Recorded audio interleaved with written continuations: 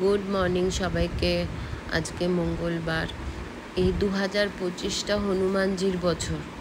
তো এই বছরটা পুরো প্রত্যেকটা মঙ্গলবার আমি পাড়ার সমস্ত বাচ্চাদের, আর সামনেই আমার স্কুল আছে, স্কুলের বাচ্চাদেরকে খাওয়াই।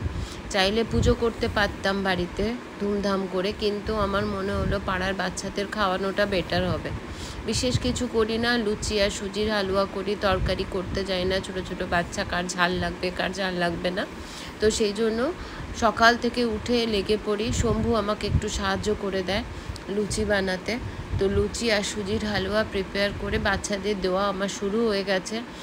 আর প্রচুর বাচ্চা আসতে থাকে, মোটামুটি কোনো সপ্তাহে 50, কোনো সপ্তাহে 60।